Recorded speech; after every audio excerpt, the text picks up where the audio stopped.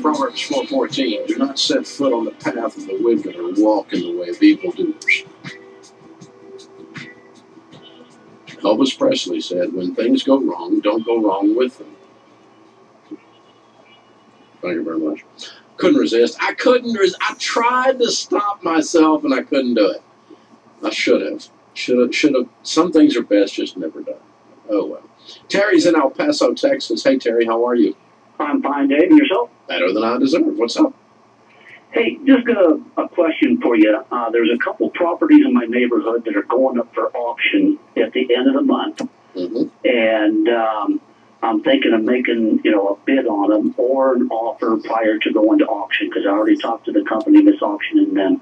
And they said, yeah, you can go ahead, and make an offer. Mm-hmm. And one house they've been trying to sell for $259. Mm-hmm. Current value of homes in our area for 4-bedroom, 2.5 baths are $147K. Mm-hmm. I was thinking about making an offer of maybe like 50% of that, maybe like 75,000 or something like that. Mm-hmm. So I just kind of wanted your thoughts on auction properties and what do I need to watch for, and just kind of your general advice about that. So do you own any other property?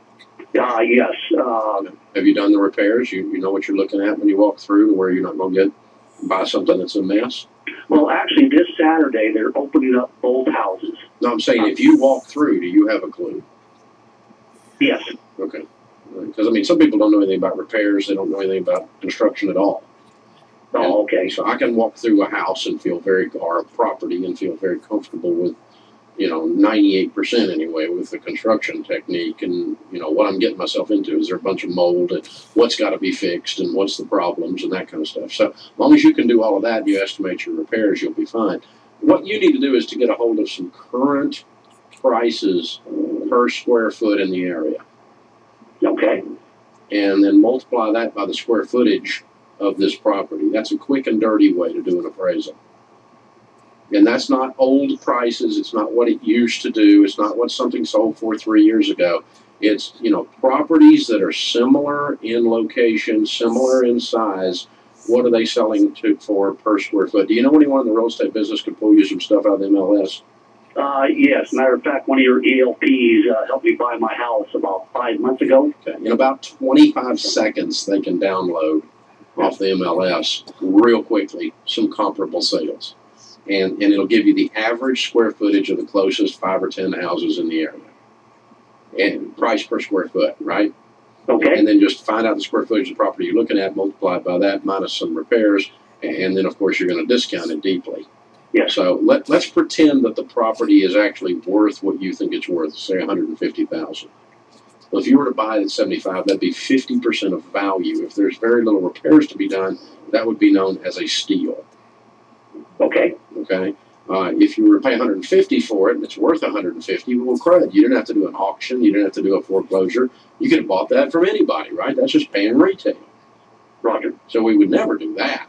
So, something less than 150 equals a deal, but the more or less, the better the deal. My rule of thumb is I'm trying to buy at about 70% of actual value. Okay. Is generally where I am. And I make offers almost every week on that basis, and most of them get turned down. Okay. Which is fine with me.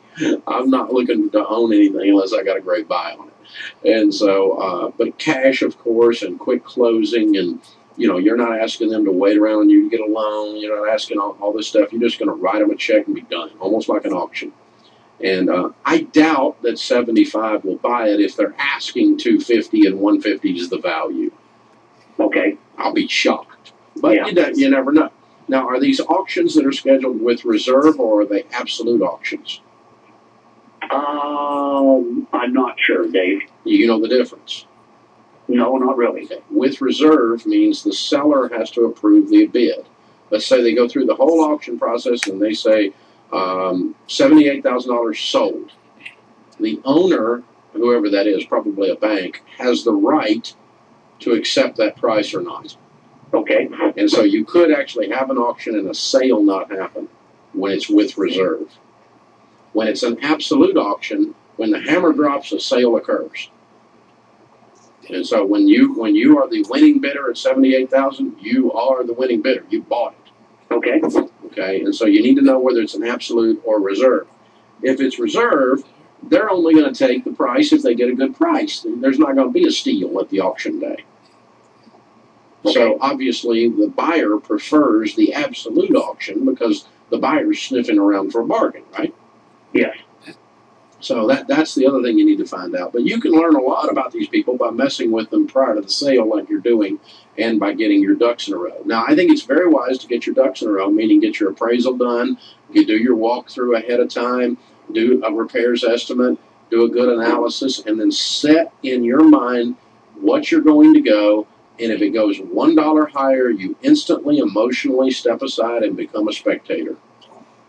Okie dokie. Because people do one of two things at auctions.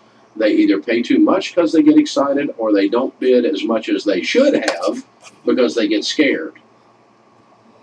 Okay. And auctions pump people up or scare people. I tend to back off and end up being scared. I'll bid less at an auction than I might in another setting. And I have to push myself to go to my full price because I'm standing around going, hey, nobody else is bidding this. Why am I? And I tend to start getting really conservative and underbid in an auction setting. So I don't buy much at auction. I do a lot of spectating. So that's just a couple of tips to think about. And, you know, what you can do to get ready. But be ready. Remove the emotion from it. Make it a mathematical process. It's an investment. And don't get caught up in what other people say or other people are doing or other things running around, rumors running around while people are standing there bidding and all that kind of stuff.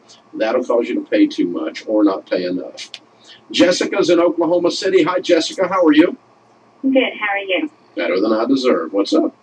Oh, I'm so glad you guys take my call. I am too. How can I help? I just have a quick question.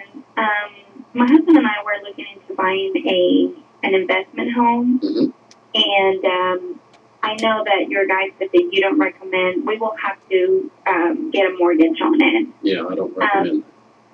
The deal is, it's in a very good area. I don't care. And go ahead. I don't care. I don't care if it's, you know, if it's 10% of value. I wouldn't go into debt to buy our investment property.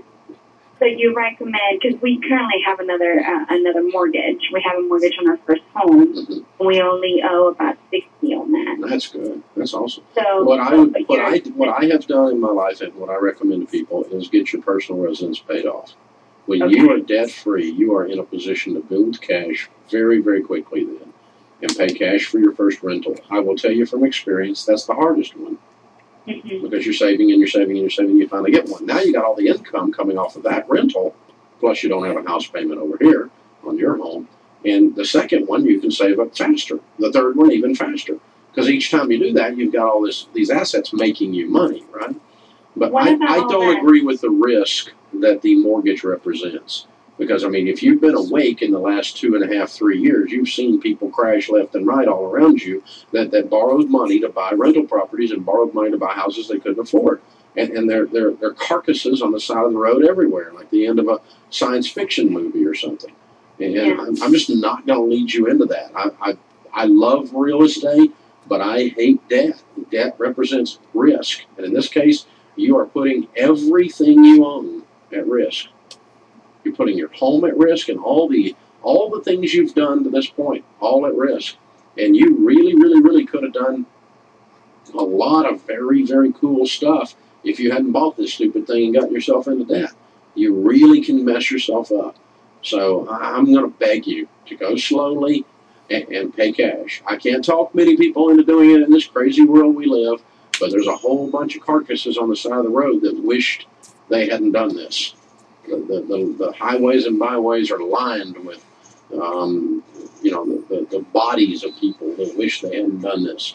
So please avoid the risk, go slower, pay cash for your stuff as you go, and you'll be glad you're in the real estate business. Puts this hour in the books. We'll be back before you know it. In the meantime, remember, there's ultimately only one way to financial peace, and that's to walk daily with the Prince of Peace, Christ Jesus.